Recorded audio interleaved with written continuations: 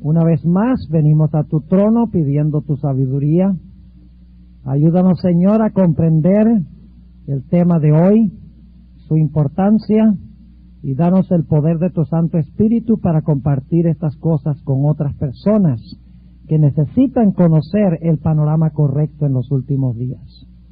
Gracias por contestarnos y por bendecirnos en estos momentos, porque te lo pedimos en el nombre de Jesús. Amén. Quiero que nos remontemos en nuestro estudio de hoy al tiempo antes del diluvio. Y voy a relatar algunas cosas rápidamente en estos momentos que he presentado en otros sitios, que se encuentra un tema completo en la serie de videos sobre Génesis, pero necesito presentarles estas cosas para dar un marco a lo que vamos a hablar en los próximos minutos. Vamos a pensar en cuanto al mundo antes del diluvio. Hay varias cosas que debemos recordar. Número uno, la razón por la cual se corrompió el mundo antes del diluvio, según Génesis 6, fue porque se mezclaron los hijos de Dios con las hijas de los hombres. Ahora, los hijos de Dios son los que pertenecen al linaje de Set, es decir, los justos son los hijos de Dios, mientras que las hijas de los hombres representan los que pertenecen al linaje de Caín, es decir, los impíos. Y dos veces en Génesis 6, los primeros 5 versículos, se enfatiza que la corrupción del mundo se debió a la mezcla o la unión de los hijos de Dios con las hijas de los hombres. Es decir, cuando los creyentes se unen con los crédulos nunca convierten a los incrédulos. Los incrédulos arrastran a los creyentes a la incredulidad. Hay alguna que otra excepción, pero esa es la regla general. Ahora, como resultado de la maldad que vino por mezclar a los hijos de Dios con las hijas de los hombres, encontramos que Dios decidió darle a la raza humana un periodo de gracia. Y todos sabemos que ese periodo de gracia iba a durar 120 años. Dios dijo, el mundo se ha vuelto tan malo, el número de los fieles se ha disminuido tan alarmantemente, que ahora yo lo que voy a hacer es darle al mundo 120 años de gracia. Y durante esos 120 años mi espíritu va a contender con los corazones de los seres humanos. Por eso dice, no contenderá mi espíritu para siempre con el hombre, más contenderá con él 120 años. Es decir, el Espíritu Santo iba a hacer una obra especial durante esos 120 años. Pero la Biblia nos dice que el Espíritu Santo iba a hacer esa obra especial a través de la predicación de Noé. Fíjense que la predicación de Noé fue acompañada del Espíritu Santo, porque dice que el Espíritu Santo iba a contender con el hombre 120 años, y la forma como el Espíritu Santo lo hizo fue a través de la predicación de Noé, de quien se dice en 2 Pedro 2:5 que fue un pregonero de justicia. Llamó a la gente a vivir vidas justas. Y se dice también en Hebreos 11:7 que Noé por su predicación condenó al mundo. Es decir, Dios dice, voy a dar un tiempo de gracia, 120 años. Durante ese tiempo mi espíritu va a contender con los seres humanos. A través de la predicación de Noé le voy a dar una última oportunidad. ¿Y cómo reaccionó el mundo ante la predicación de Noé? Muy negativamente. Yo me pregunto hoy en día si un pastor hiciera una gran campaña evangelística y solamente aceptara el mensaje de su familia, ¿cuánto éxito se le atribuiría a ese pastor? o a ese evangelista. Dirían, ese es un fracaso. Mire, no bautizó sino a su familia. Y yo sé que Noé no bautizó a su familia, pero hoy en día, si fuera nada más la familia, se consideraría que es un fracaso. Pero demuestra la condición tan terrible a la cual había caído el mundo. Que solo Noé y su familia recibieron el mensaje que Dios mandó a través del mismo Noé. Ustedes saben que antes del diluvio nunca había llovido. En la creación, antes de la creación, el planeta estaba cubierto de agua. Y lo que hizo Dios el segundo día de la creación fue poner parte de esa agua que estaba sobre el planeta arriba, puso como una capa de vapor encima de la tierra, que convirtió a la tierra en un invernadero con un clima uniforme, y colocó parte del agua debajo de la tierra. Es decir, puso agua arriba y agua abajo, y por lo tanto ahora aparece tierra seca. Pero nunca había llovido. Ahora, lo que Dios hizo con el agua que puso debajo de la tierra es que Dios estableció un sistema de riego automático, donde a ciertas horas del día dice que subía un vapor de la tierra y regaba la tierra. Es decir, la tierra era regada no por lluvia que caía del cielo, sino por un vapor que subía de la tierra. Y por eso es que el mensaje de Noé fue tan chocante y extraño y ridículo para las mentes de los antediluvianos. Que Noé dijera que iba a caer agua del cielo, eso no era científico porque nunca había pasado. Y por lo tanto la gente dice, este hombre tiene que estar fuera de sí, está loco. ¿Cómo que va a llover y se va a llenar el mundo de agua? Imagínense ustedes Noé construyendo un gigantesco transatlántico en tierra seca. Y sin embargo Dios le había dicho a Noé, va a llover. Y Noé creyó a Dios y construyó el arca. Fue el único, junto con su familia, que tuvo fe. 120 años de predicación con el poder del Espíritu Santo. Y prácticamente nadie escuchó, solamente su familia. Posiblemente algunos murieron antes del diluvio que lo creyeron. Sabemos, por ejemplo, Matusalén murió el mismo año del diluvio. Algunos de estos héroes probablemente vivieron durante esos 120 años, murieron antes del diluvio.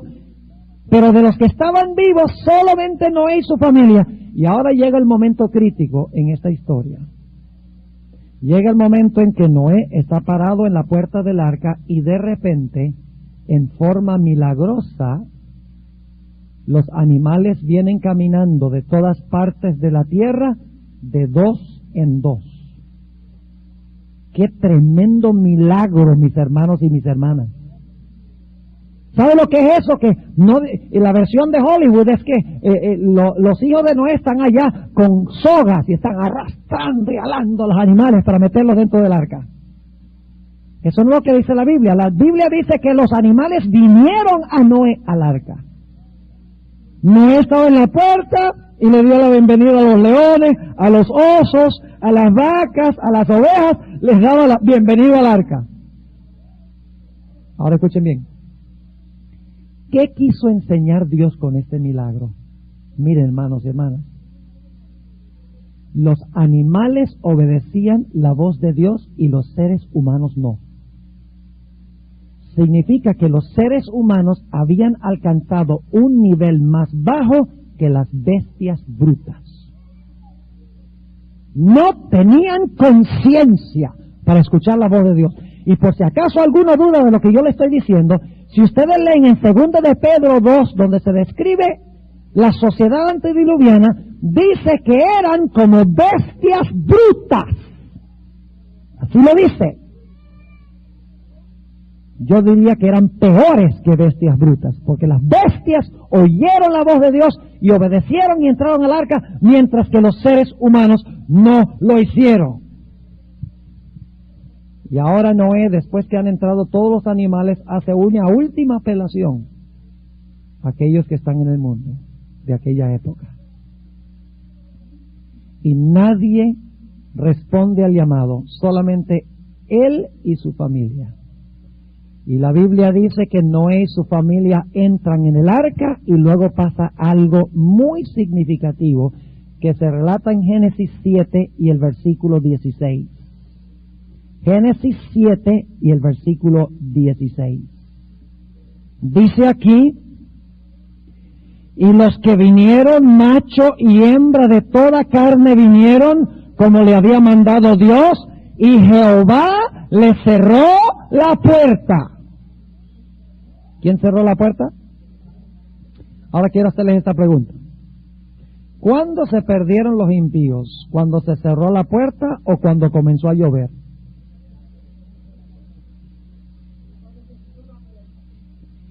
Hermanos y hermanas, la puerta de la gracia para esa sociedad se cerró antes de que fueran destruidos. ¿Se han preguntado ustedes alguna vez por qué razón Dios no hizo que lloviera el mismo día que cerró la puerta? Dejar a Noé y a su familia ahí dentro de esa arca con todos esos animales 7 días. Noé y su familia tenían que pasar por un tiempo de angustia para mostrar su fe.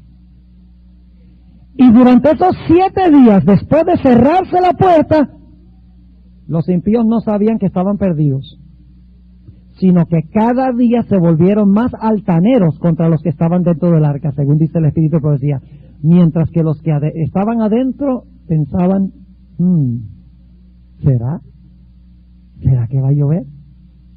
¿O será esto un gigantesco engaño? Increíble. Los que estaban adentro solo podían saber que estaban salvos por fe en la palabra de Dios, porque no había pasado todavía. Y aquellos que estaban afuera no tenían ni la menor idea de que estaban perdidos. ¿Cuándo es que los que estaban afuera se dieron cuenta que estaban perdidos? Cuando vino el diluvio y se los llevó a todos. Ahora quiero recalcar varios puntos de esta historia. Hubo una predicación poderosa a través del Espíritu Santo antes de cerrarse la puerta. Sí, Señor. Hubo un cierre de la puerta de la gracia antes de la destrucción. Los impíos sabían que estaban perdidos después que se cerró la puerta. ¿Cuándo supieron que estuvieron perdidos? Cuando comenzó a llover.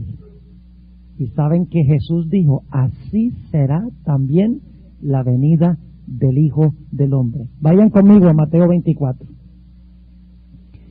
Algunos dicen, bueno, ¿y cómo es este asunto del cierre de la gracia que menciona la hermana White? ¿Dónde está eso en la Biblia?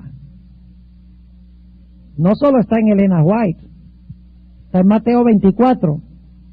Noten Mateo 24 y vamos a empezar nuestra lectura en el versículo 37.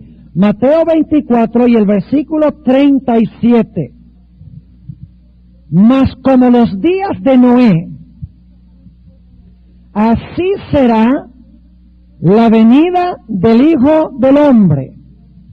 ¿Qué se está comparando? Los días de Noé con la venida del Hijo del Hombre. Ahora, la venida del Hijo del Hombre tiene 2 puntos importantes.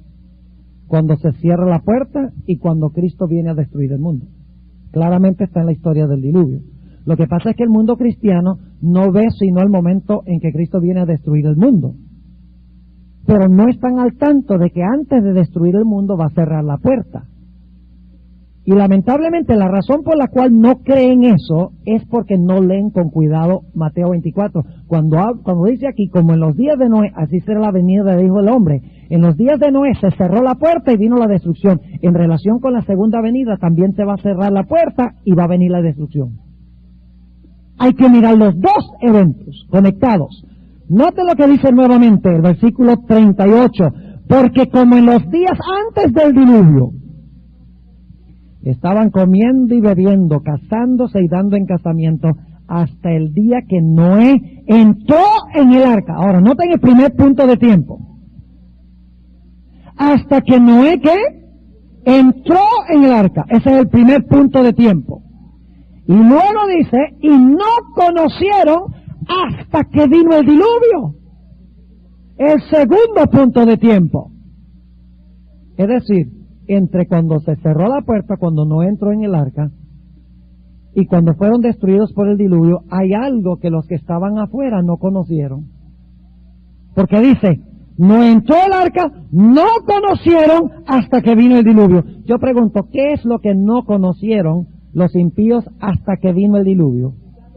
No conocieron que la puerta se había cerrado y que su destino estaba ya decidido antes de la destrucción.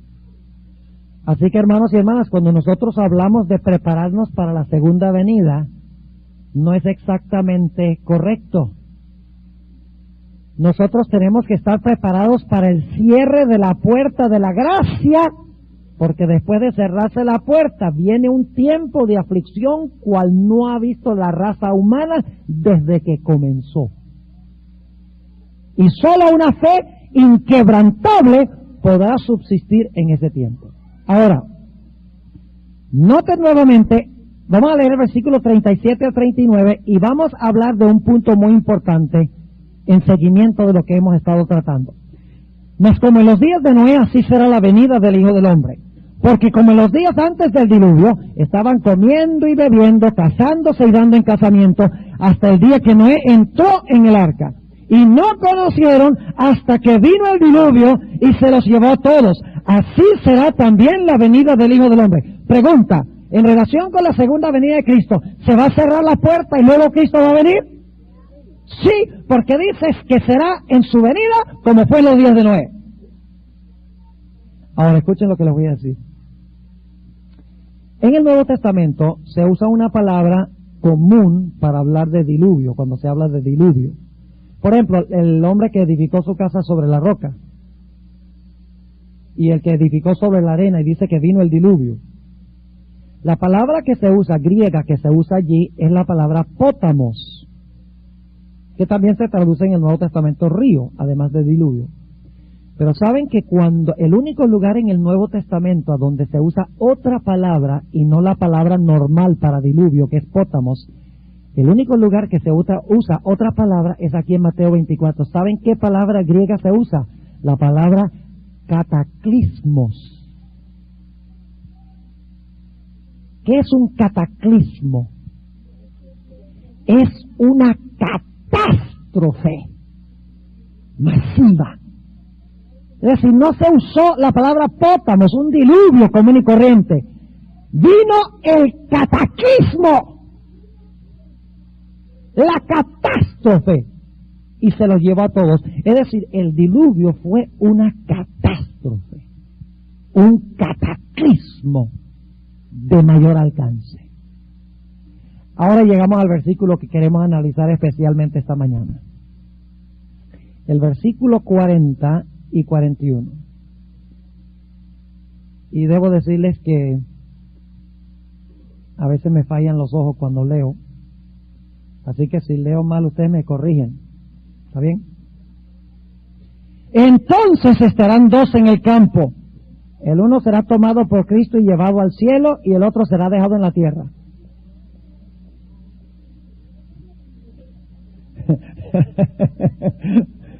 Sí, pastor, usted sí tiene la vista bien mala, de verdad. ¿Ah? Pero escuchen, esa no es la forma que la interpretan la mayoría de los cristianos. Sí, así que yo sencillamente lo estoy leyendo como la gente se las cree.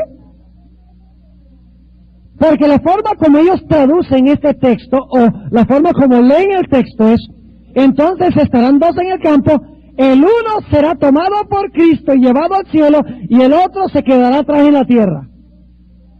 Pero eso no es lo que dice el texto, y necesitamos tener cuidado de no ponerle al texto lo que no está allí. Ahora, estos dos versículos, porque dice en el versículo 41, dos mujeres moliendo a un molinillo, la una será tomada y la otra será dejada, es el texto más usado en la Biblia para defender la idea de un rapto secreto. Dice ahí, dice claramente que Uno será tomado, es decir, Cristo se lo va a llevar para el cielo, y el otro es dejado, es decir, se queda atrás. Ahora escuchen bien. El contexto no permite que estos versículos estén hablando de un rapto secreto. ¿Y quieren saber por qué? Porque los versículos anteriores están hablando del cataclismo del diluvio. Yo pregunto, cuando vino el diluvio, ¿cuántos grupos había? 2. ¿Cuántos de los que estaban afuera del arca quedaron vivos? ¿Cuántos? 0. Solo Satanás. Pero estoy hablando de seres humanos. 0 quedaron vivos cuando vino el cataclismo del diluvio. Sí, pasó un susto. Dice que temió por su vida el espíritu de profecía, el patriarca y profeta. Estaba mojándose. Sí. Fíjense qué interesante la tipología que yo compartí, la predicación, el Espíritu Santo, el cierre de gracia, la destrucción, el tiempo de angustia. Todo eso está en la historia del diluvio. Estamos hablando de tipo, antitipo. También está el hecho de que el mundo en el diluvio volvió a la condición en que estaba antes de la creación. Y en el futuro, después que Cristo venga, el mundo volverá a la condición en gran medida como antes de la creación. Y así como Satanás fue obligado a permanecer en la tierra durante el diluvio, tendrá que permanecer en la tierra durante el milenio. Hay un paralelo, hay todo un paralelismo en esta historia del diluvio. Lo que pasa es que nosotros generalmente decimos, bueno, el mundo va a ser bien malo al final como en el diluvio, y entonces Dios lo va a destruir como allá. Pero hay mucho más, hay cierre de la gracia, la predicación, el Espíritu Santo, el tiempo de angustia, todo está allí, claramente delineado en la historia en Génesis. Génesis es un libro profético, no solamente es un libro de historias. Ahora, habían entonces 2 grupos, los que estaban vivos adentro, los que se salvaron, y todos los de afuera, ¿qué cosa? Murieron. Ahora, ¿por qué esto no se puede referir al rapto secreto? Les voy a explicar por qué. Según los que creen en el rapto secreto, ellos mismos les van a decir que ellos creen que cuando Cristo venga en el rapto secreto, que ellos enseñan que estos versículos están hablando de eso, dicen ellos que Cristo se va a llevar a la iglesia, ¿a dónde? Al cielo. Algunos de los que están en la tierra van a morir.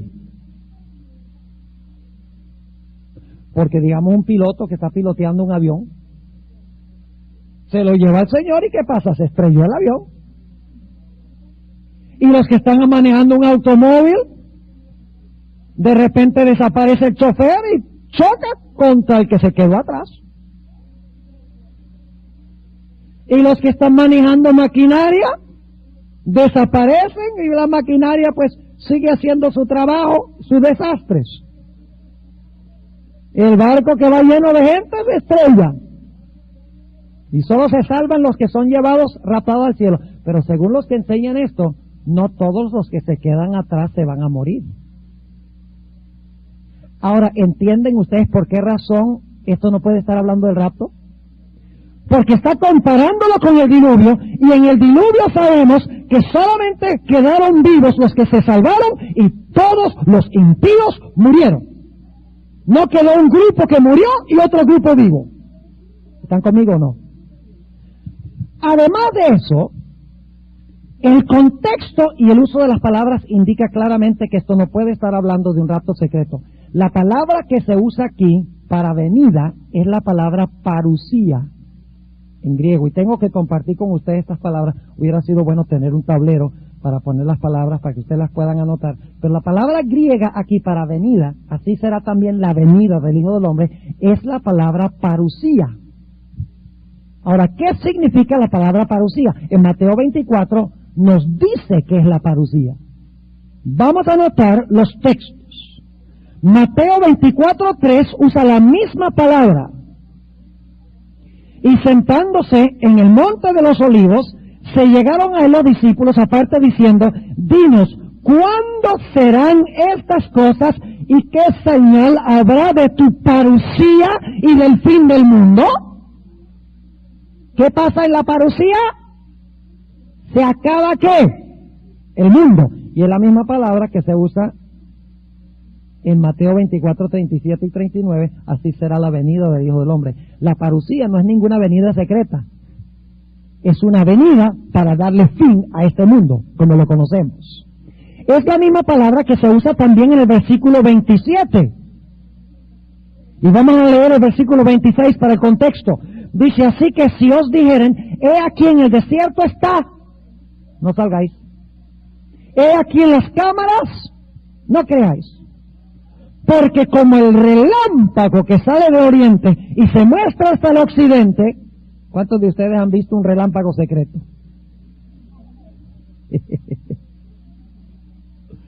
Así será también la parucía del Hijo del Hombre.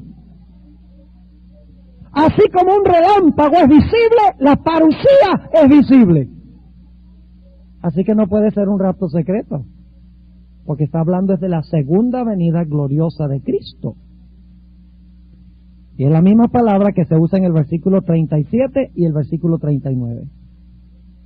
Además de eso, si van conmigo a Lucas 17, van a encontrar algo muy interesante. La destrucción final se usa también en relación con la destrucción de Sodoma y Gomorra.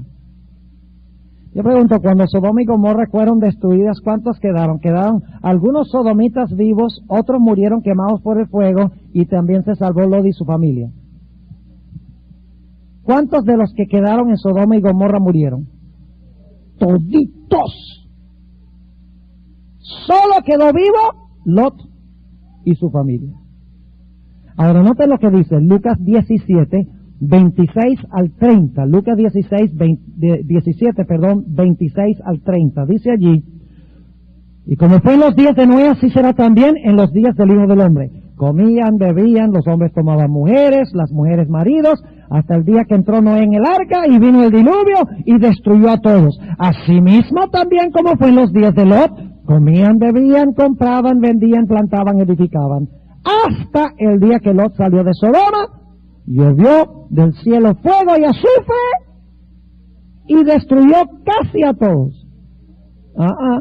Dice, ¿destruyó qué? A todos. Entonces me pregunto, cuando Mateo 24, 37 al 39 está hablando de la destrucción del diluvio, está diciéndonos que al final de la historia van a morir todos los impíos. Cuando Cristo venga en su parucía, ¿van a morir todos? Claro que sí, sin excepción, menos los que son salvos. Ahora volvemos a Mateo 24, y algunos dirán, sí, pastor, pero esos son los versículos 37 al 39, y los versículos que nosotros estamos estudiando son los versículos 40 y 41. El versículo 40 empieza con una palabrita muy importante. ¿Qué dice la primera palabra del versículo 40? Entonces. ¿Entonces cuándo? Según el contexto, ¿a qué se refiere ese entonces?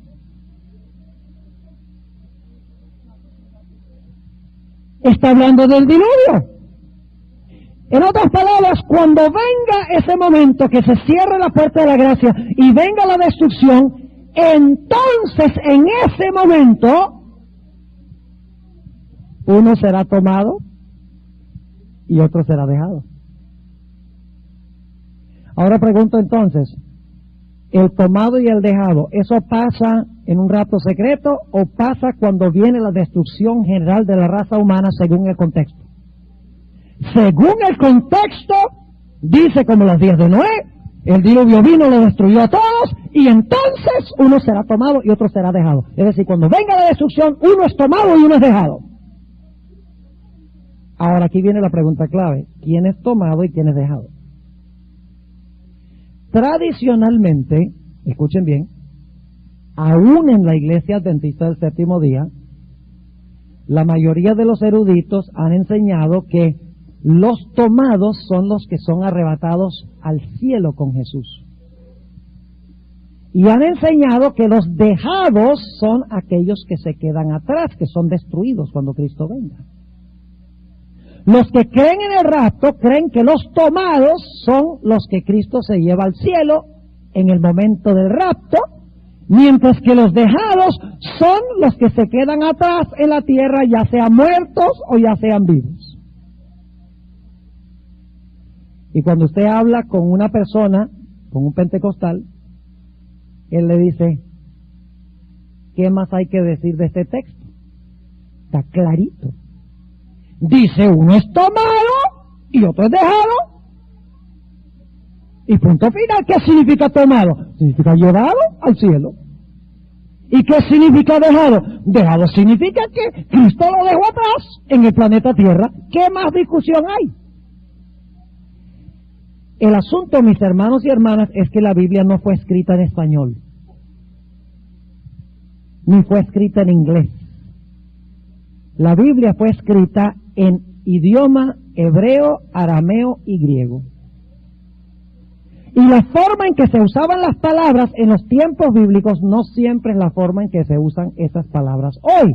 Usted no puede decir, tomado significa llevado al cielo y dejado significa que se queda atrás, usando la traducción del siglo XX en nuestro idioma y decir que eso es lo que significaban las palabras en el marco bíblico. Así que lo que nos incumbe es descubrir qué significan estas palabras en su marco bíblico. Hablemos en primer lugar de la palabra dejado. Ahora, ¿dónde sería bueno ir para ver quiénes son los dejados? Se está hablando del diluvio, así que ¿a dónde tendríamos que ir para ver quiénes son los dejados? Pues ¿no sería buena idea ir a Génesis? ¿Les parece? Pues vamos a Génesis entonces.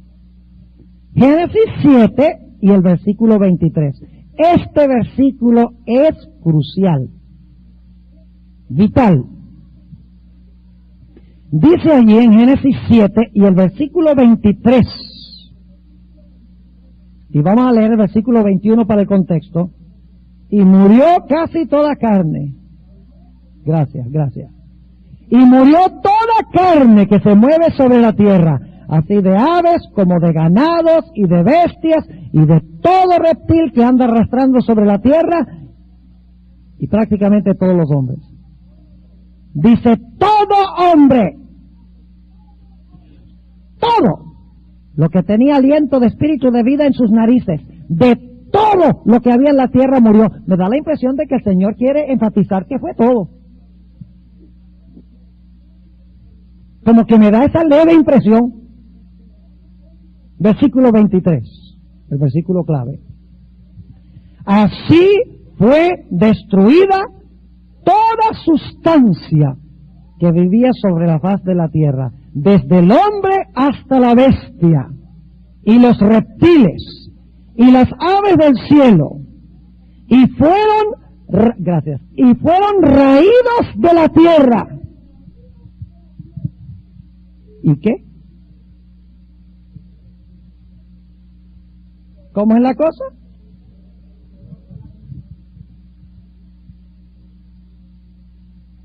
Y quedó solamente Noé y los que estaban con él en el arca. ¿Quiénes quedaron? ¿Quiénes fueron dejados? ¿Quiénes fueron dejados con vida? ¿Quiénes quedaron? Noé y su familia. Son los que quedaron. ¿O fueron dejados? ¿Saben lo que dice en inglés? La mayoría de las versiones dicen, and only Noah and his family were left. Que es la misma palabra de Mateo 24, donde dice, one will be left and the other will be taken. Ahora, esta palabra hebrea es la palabra shawar. Dicho sea de paso, esto lo estudié con mucho detenimiento para la presentación que tuve que hacer en ACN, que ya les mencioné. Escribí un documento de 17 páginas, meticulosamente investigando el significado de palabras, la sintaxis, el contexto, etcétera. Y quiero decirles que no cabe duda que la interpretación que yo voy a compartir con ustedes es la interpretación correcta a la luz del marco de todo lo que dice la Biblia. La palabra hebrea que se usa aquí en Génesis 7:23 es la palabra shawar, que según los diccionarios hebreos o los léxicos hebreos, esta es la definición, Esta palabra significa lo que queda, lo que resta después de una gran calamidad. Lo que queda o lo que resta después de una gran calamidad. Es decir, lo que queda con vida después de una gran calamidad. Ahora, examinemos otros textos bíblicos que usan esta palabra shawar en el Antiguo Testamento. Vayan conmigo a Éxodo 14. Éxodo 14 y el versículo 28. Éxodo 14, 28. Se usa esta misma palabra. Está hablando de la destrucción de Faraón y sus huestes en el Mar Rojo. Y dice en el versículo 28, y volvieron las aguas, y cubrieron los carros y la caballería, y todo el ejército de Faraón que había entrado tras ellos en la mar, y no quedó ni uno de ellos. ¿Y qué tal si hubiera quedado alguno? Hubiera significado que quedó con qué? Fue dejado con vida. ¿Están entendiendo lo que estoy diciendo? Ven que viene esta calamidad y no shawar ninguno, es decir, no queda ninguno. Si hubiera sobrevivido alguien, entonces podríamos decir que fue dejado o se quedó. Pero el que es dejado y el que queda después de la calamidad no es el impío, sino es ¿quién? El que se salva. Vamos a Josué 8 para examinar otros textos. Josué, el capítulo 8 y el versículo 8. Y aquí las dos palabras se usan, tomar y quedar, o dejar. Josué, el capítulo 8 y el versículo 8, está hablando de la destrucción de Ai. Y vamos a leer el versículo 17 primero, y vamos a leer el versículo 22, y luego regresamos al versículo 8. Dice en el versículo 17 de Josué 8, y no quedó hombre en Ai. La misma palabra de Génesis 7:23. ¿Por qué no quedó ninguno? Porque todos, ¿qué? Murieron. Y si hubiera quedado alguno, esos hubieran sido los que, ¿qué? Los que se salvaron. Dice, no quedó ninguno en Ai y Betel, que no saliera atrás de Israel. Y por seguir a Israel dejaron la ciudad abierta. Y luego noten el versículo 22, que hay que estudiar con esto. Y los otros salieron de la ciudad a su encuentro, y así fueron encerrados en medio de Israel, los unos de la una parte y los otros de la otra, y los hirieron hasta que, ¿qué? Hasta que no quedó ninguno de ellos que escapase. La palabra quedó o dejado significa lo que queda después de una destrucción o de una calamidad. En este caso, ¿quiénes fueron los que quedaron o fueron dejados en el diluvio? Noé y su familia fueron los que quedaron o fueron dejados. Aún hoy en día nosotros usamos una expresión como esta, cuando hay un diluvio devastador. Óigame, el diluvio se los llevó a todos, no quedó nadie. El diluvio barrió a todos, no dejó a nadie. ¿Qué queremos decir con eso? Que el diluvio, ¿será que el diluvio se los llevó a todos? No dejó a nadie. ¿Quiénes son los dejados ahí? Los dejados serían los que sobrevivieron al diluvio. ¿Y los llevados quién? Los que el diluvio se llevó. ¿Ven cómo son las palabras? Tenemos que tener cuidado de dejar que la Biblia defina las palabras. Ahora, fíjense la palabra tomado. Dice que de ahí no quedó nadie. No dejó nadie, Josué. ¿Y saben por qué? Porque todos fueron tomados. Noten el versículo 8. Y cuando la hubieres, ¿qué? Tomado, le prenderéis fuego. Haréis conforme a la palabra de Jehová. Mirad que os lo he mandado. ¿Quiénes son los tomados? Los que son destruidos en Ai. ¿Y quiénes son los que quedan? Los que se salvan. Ve que diferente que lo que piensa la gente de este texto en Mateo 24.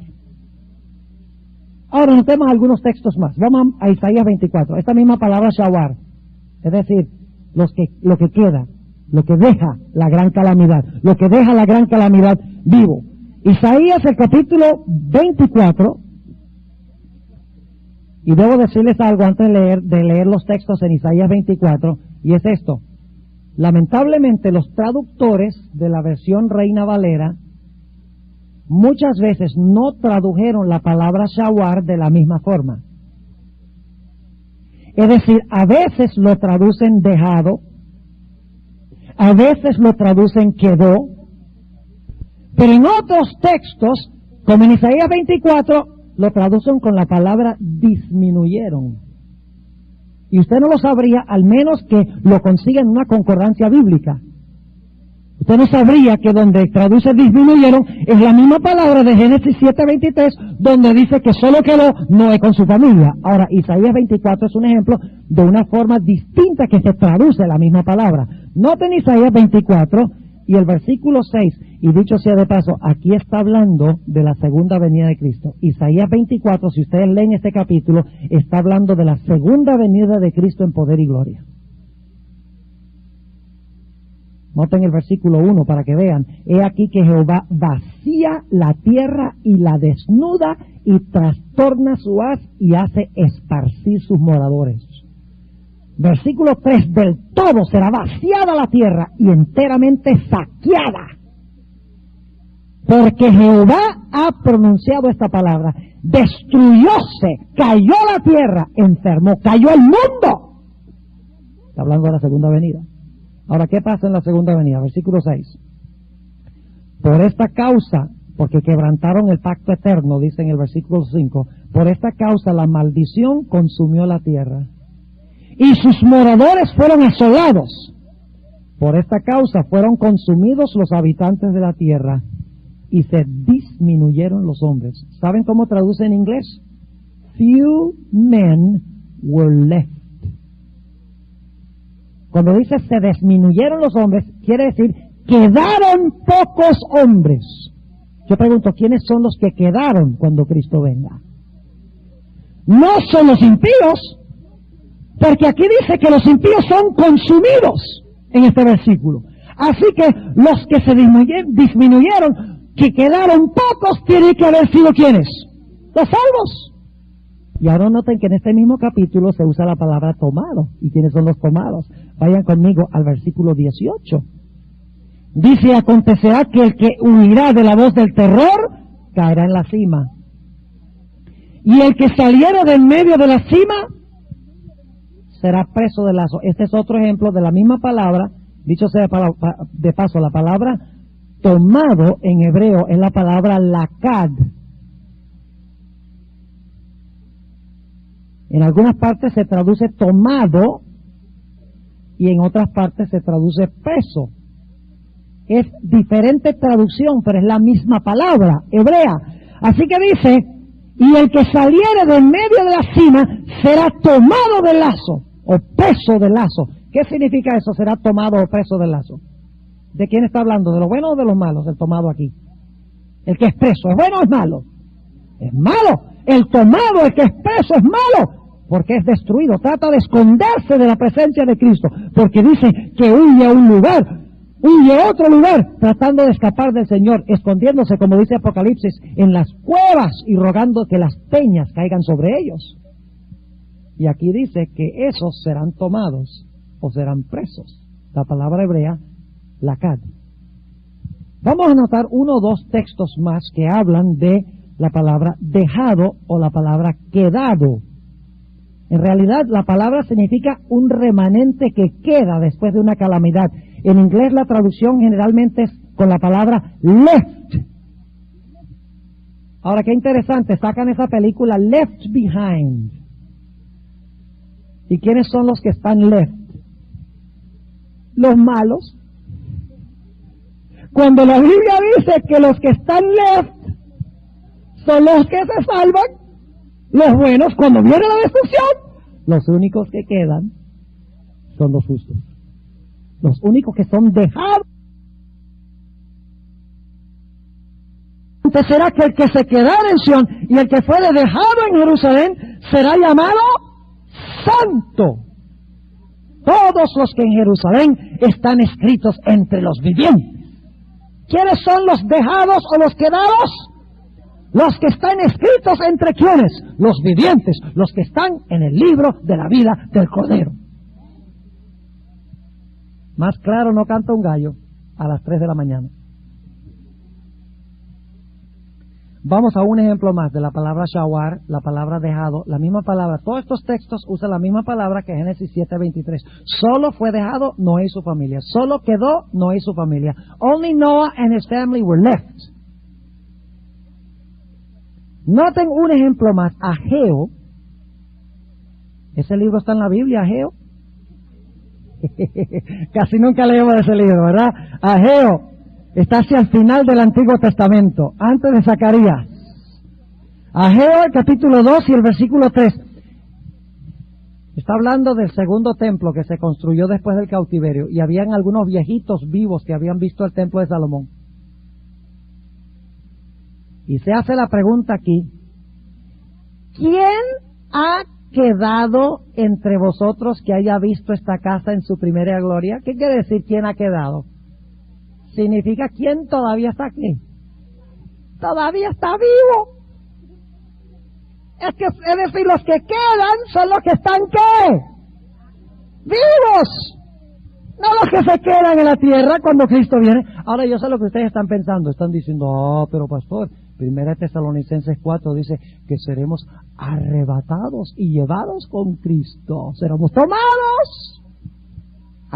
Vamos a ir a ese pasaje y vamos a ver que hay algo que la gente ha olvidado en ese pasaje, que es muy importante. Ahora, ¿les quedó claro la palabra left, la palabra dejado?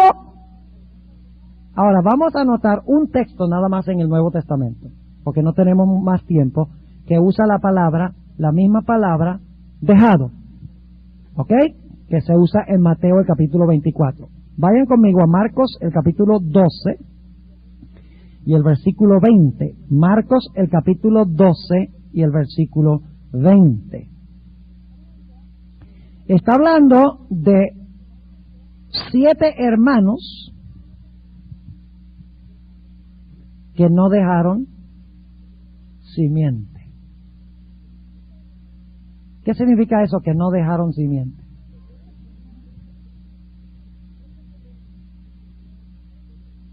Es decir, no tuvieron hijos que estuvieran ¿qué? Vivos. Dice allí en el Marcos 12 y el versículo 20, fueron pues 7 hermanos y el primero tomó mujer y muriendo no dejó simiente. Es decir, no tenía alguien que descendió de él que estuviera vivo. ¿Qué significa la palabra dejó aquí? Si hubiera dejado simiente, significa que hubiera tenido un hijo que quedó con vida después que él murió. ¿Está claro? Y luego dice que pasó lo mismo con los 7, versículo 22. Y la tomaron los 7 y tampoco dejaron simiente. Es decir, no tenían ningún remanente que quedó vivo. ¿Qué significa entonces la palabra dejado? Que cuando Cristo venga se quedaron atrás. No. Porque cuando Cristo venga no va a quedar nadie atrás vivo. Así que la palabra dejado no puede significar los que quedan atrás vivos. Tiene que ser los que verdaderamente viven. ¿Y quiénes son esos? Como Noé y su familia, los que se salvan. Es decir, los dejados son los salvos. Porque son dejados con vida. Porque quedan con vida. Eso es lo que significa la palabra. Quedan con vida. Son dejados con vida. No está hablando de que son dejados atrás, significa que son dejados con vida. Ahora examinemos la palabra tomados. Ya vimos un ejemplo en Josué, vimos un ejemplo en Isaías, pero notemos unos pocos textos más. Vayan conmigo a Jueces 1:8, la palabra dejado ahora. No, la palabra tomado, perdón. Jueces, capítulo 1 y el versículo 8, la palabra tomado. Dice allí en Jueces 1:8 lo siguiente. Está hablando de los hijos de Judá que combaten contra Jerusalén para conquistar a Jerusalén. Esto es antes que Jerusalén estuviera en manos de los judíos. Dice aquí en el versículo 8, y habían combatido los hijos de Judá a Jerusalén y la habían tomado. ¿Qué significa la palabra tomado allí? ¿Cuál sería un sinónimo de tomado allí? Cuando dice que los de Judá tomaron a Jerusalén. ¿Significa que la conquistaron? ¿La vencieron? ¿La destruyeron? Son sinónimos. Y ahora noten, el texto explica qué significa que la tomaron. Dice, tomaron a Jerusalén y le metieron cuchillo y pusieron a fuego la ciudad. ¿Qué significó tomar a Jerusalén? Significa que todos los que estaban allí se salvaron. Dios se los llevó, se los raptó para el cielo. No, significa que fueron vencidos, fueron derrotados, fueron destruidos por la conquista. Todavía hoy hablamos de tomar una ciudad en una guerra. Yo pregunto, cuando Cristo venga en Apocalipsis 19, ¿viene a tomar a los impíos? ¿Los viene a tomar, sí o no? ¡Ah! ¿Que sí qué? Dice Apocalipsis 19 que viene sentado sobre un ¿qué? Sobre un caballo blanco. Noten la terminología militar. Viene sentado en un caballo blanco. Y detrás de él, sentados en caballos blancos, vienen los ejércitos celestiales. ¿Viene Jesús en conquista? ¿Y a quiénes va a tomar? ¡Oh! Va a tomar a la bestia. Inclusive dice, prendió a la bestia. Y prendió al falso profeta. Y los echó en el lago de fuego. Entonces cuando Cristo venga, ¿la raza humana va a ser tomada? ¿Sí? ¿En conquista, derrotada, vencida? Claro que sí. Ahora vamos a uno o dos textos más. Vamos a Eclesiastés 7:26. Eclesiastés 7 y el versículo 26. ¿Saben ustedes que aquí tenemos otro caso donde no se traduce la palabra de la misma forma, pero yo les puedo decir que es la misma palabra, así que ustedes no tienen que buscarla? Pero si quieren corroborar lo que yo estoy diciendo, vayan a una concordancia Strong's, ahí les da las palabras hebreas y griegas, para ver si yo les estoy diciendo la verdad o no. Siempre es bueno chequear, para ver si el predicador les está diciendo la verdad o no. Strong's Concordance, atrás tiene la palabra griega, y ustedes buscan, por ejemplo, donde dice few men are left en Isaías 24:6. Entonces ustedes buscan la concordancia, la palabra left, al lado de la palabra left encuentran un numerito y ese numerito los manda atrás de la concordancia y les dice cuál es la palabra hebrea. Ahora noten Eclesiastés 7 y el versículo 26. Y yo he hallado más amarga que la muerte la mujer, la cual es redes y lazos su corazón. ¿Saben qué es la palabra lazos? Es la palabra tomar. La misma palabra hebrea. ¿Qué hace una mujer que es mala? Atrapa, vence o toma ¿a quién? La presa, al hombre que vence con sus artimañas. Ahora fíjense qué interesante que aquí se dice y lazo su corazón, sus manos como ligaduras. El que agrada a Dios escapará de ella, mas el pecador será preso en ella. La palabra preso es también la palabra tomado. ¿Quién es el tomado en este texto? Solo que se traduce preso. ¿Quién es el tomado? El individuo que es atrapado por esta mujer malvada. Ahora note lo que dice también Proverbios 11 y el versículo 6. Proverbios 11 y el versículo 6. Todavía la palabra tomado. Proverbios 11 y el versículo 6. Dice, la justicia de los rectos los librará, mas los pecadores en su pecado serán presos o tomados. ¿Quiénes son los tomados? Los pecadores. ¿Y qué significa eso? Que los pecadores en su pecado serán tomados. Serán cautivos o serán vencidos por su propio ¿qué? Por su propio pecado. Tomado significa derrotado, vencido, conquistado, destruido. Noten también lo que dice en Proverbios 5:22. La misma palabra, lakad, La palabra tomar dice en el versículo 22 de Proverbios 5, prenderán al impío sus propias iniquidades. La palabra prenderán ahí se puede traducir tomarán, es la misma palabra hebrea. Tomarán al impío sus ¿qué? Sus propias iniquidades, y detenido será con las cuerdas de su pecado. Es decir, va a ser esclavo de su propio ¿qué? De su propio pecado. Nuevamente, ¿qué significa la palabra tomado? ¿Está hablando de tomar una persona y llevársela para otra parte? No, está hablando de vencer, conquistar, destruir, engañar, como ustedes quieran decirlo. Está hablando de un impío que es tomado por sorpresa por su impiedad o por su maldad. Ahora, notemos lo que dice Isaías el capítulo 8 sobre esta misma palabra, tomar. Isaías el capítulo 8 y los versículos 14 y 15. Esta es una profecía mesiánica, es una profecía en cuanto al Mesías. Muy interesante esta profecía. Isaías 8, 14 y 15. Entonces Él será por santuario, hablando de Cristo, Él será por santuario, mas a las dos casas de Israel por piedra para tropezar. Es una profecía que se menciona en el Nuevo Testamento, ¿cierto? La piedra para tropezar, y por tropezadero para caer, y por lazo y por red al morador de Jerusalén. Y muchos tropezarán entre ellos, y caerán, y serán quebrantados, enredaránse y serán tomados. ¿Quiénes son los tomados en este texto? Los judíos que rechazan. Ya vamos a tomar preguntas al final por el asunto de la grabación. ¿Qué significa aquí? ¿Son presos o tomados? Significa que van a tropezar sobre Cristo, lo van a rechazar, y por lo tanto su ciudad finalmente va a ser ¿qué? Destruida. No está hablando aquí de un grupo que son tomados y llevados a otro sitio, en ningún sentido de la palabra. Ahora, notemos el uso de esta palabra en el Nuevo Testamento.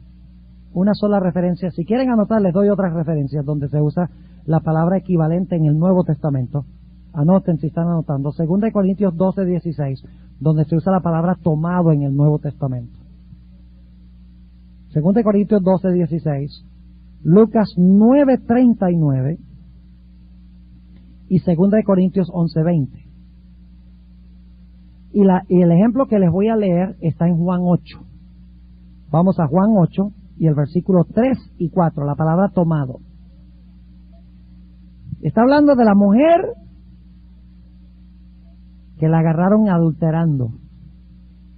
Dice aquí en el versículo 3, entonces los escribas y los fariseos le traen una mujer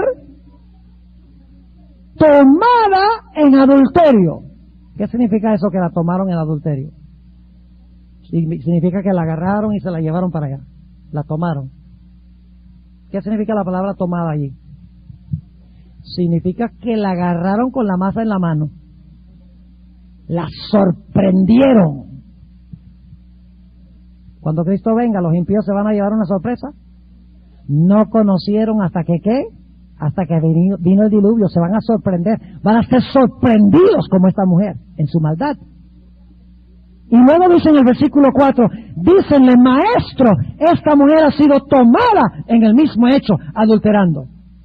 ¿Qué significa tomado en estos versículos?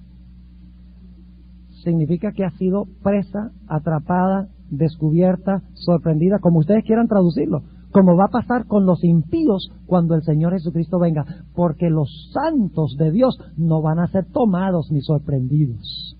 Ellos van a decir, he aquí, este es nuestro Dios, le hemos esperado y Él nos salvará. ¿Qué significa entonces la palabra tomado? Sencillamente significa destruido, sorprendido, conquistado, vencido, derrotado. En una conquista militar se usa también muy a menudo para hablar de eso, o una mujer malvada que conquista y que son lazos para un hombre, etcétera. O como los que huyen del hoyo y son tomados antes de que puedan escapar. Es decir, la palabra tomado significa los que son destruidos y la palabra dejados son los que se salvan.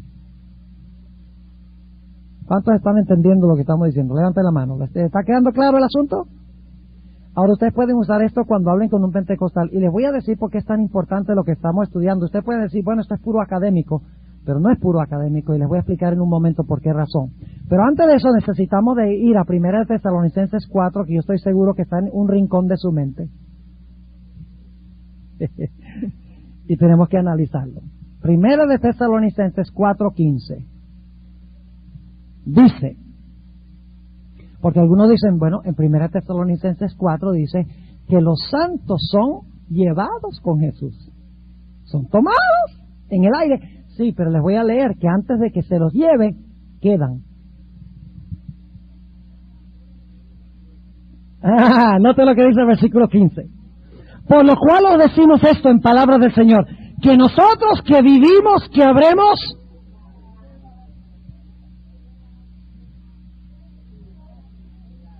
¿Quiénes son los quedados aquí? ¿Los malos o los buenos? ¡Ah, los buenos! Por lo cual os decimos esto en palabra del Señor, que nosotros que vivimos, que habremos quedado. Fíjense, son los que quedan, son los que están vivos. Hasta la venida del Señor no seremos delanteros a los que durmieron, porque el mismo Señor con aclamación, con voz de arcángel y con trompeta de Dios descenderá del cielo y los muertos en Cristo resucitarán primero. Luego nosotros, los que vivimos, los que quedamos, juntamente con ellos seremos arrebatados. Yo les pregunto, ¿primero quedan y luego son arrebatados o primero son arrebatados y luego quedan? ¿Y qué pasó con los que no se quedaron?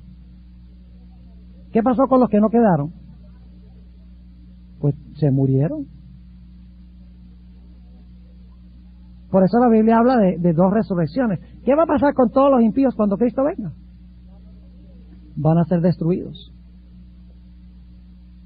¿Y quiénes son los únicos que van a quedar vivos?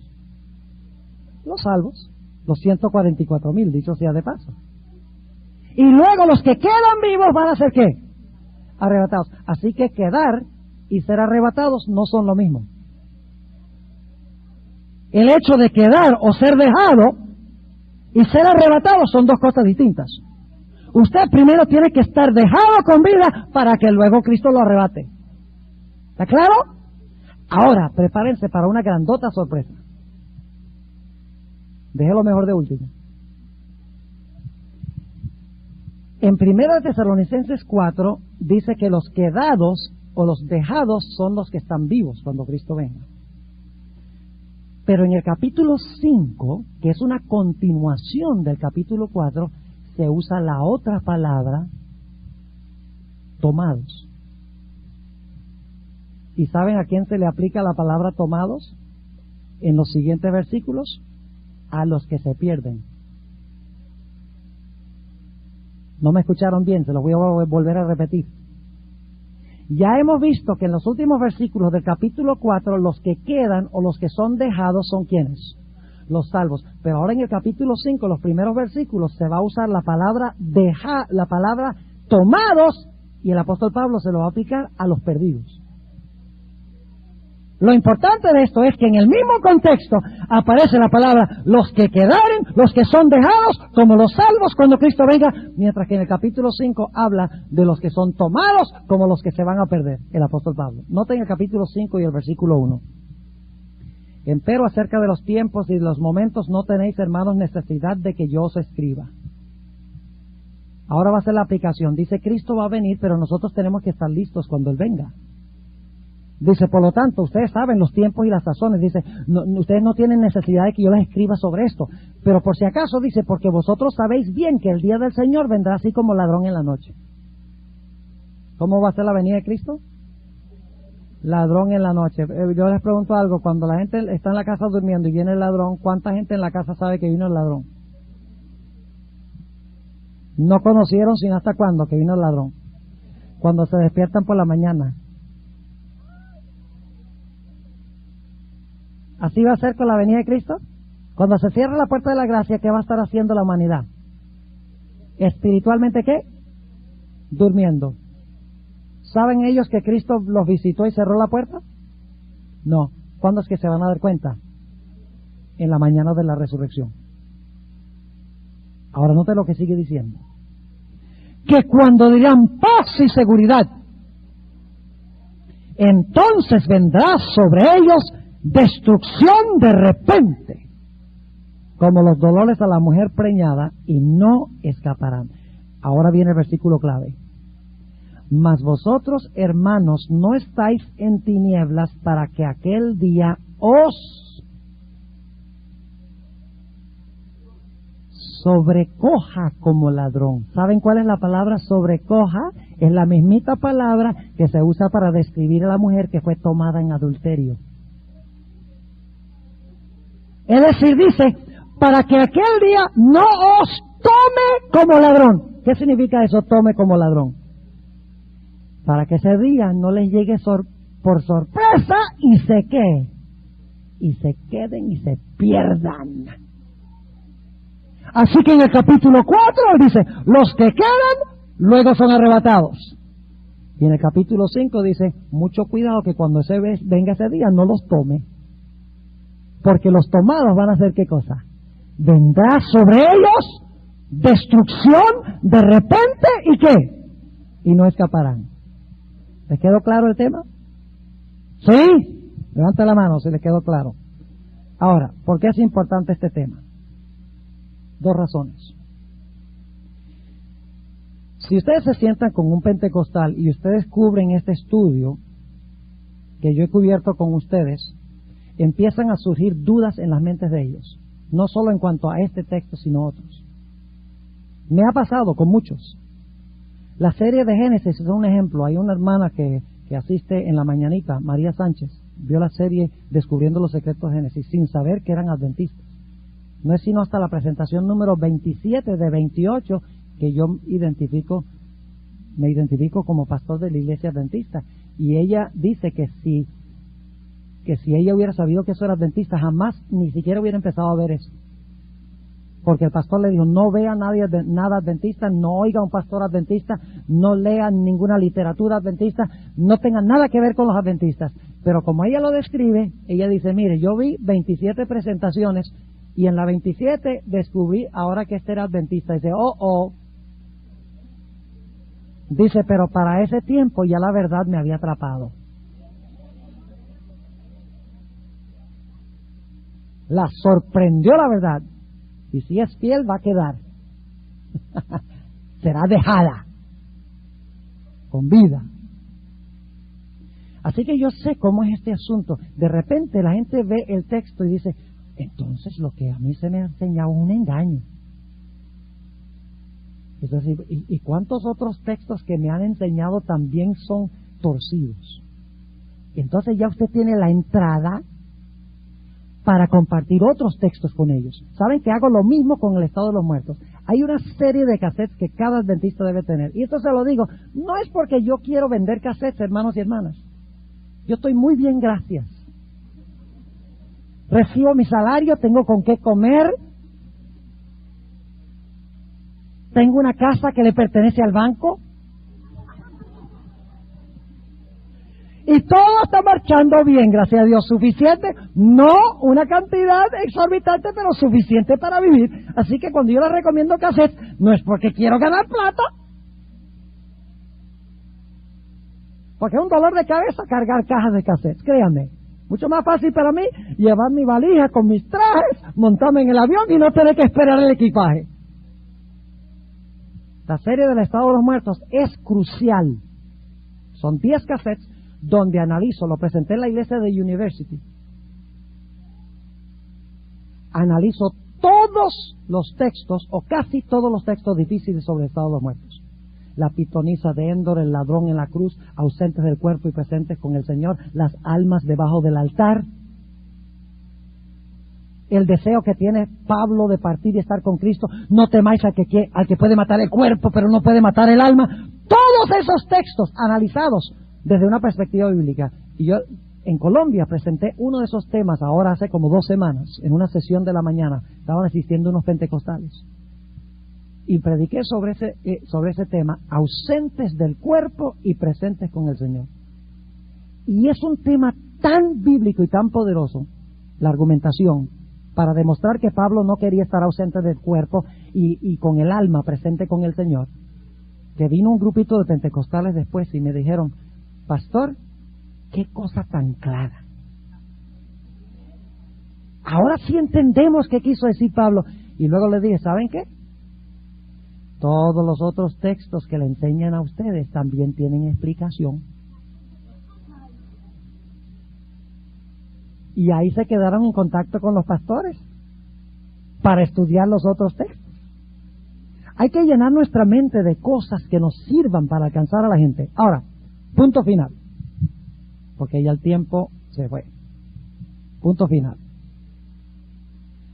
¿Por qué el diablo quiere convencer a los cristianos de que ellos van a ser llevados al cielo en el rapto antes de la tribulación y antes que Cristo venga? ¿Saben por qué? Porque el diablo sabe que toda la raza humana de los que estén vivos van a pasar por la tribulación final.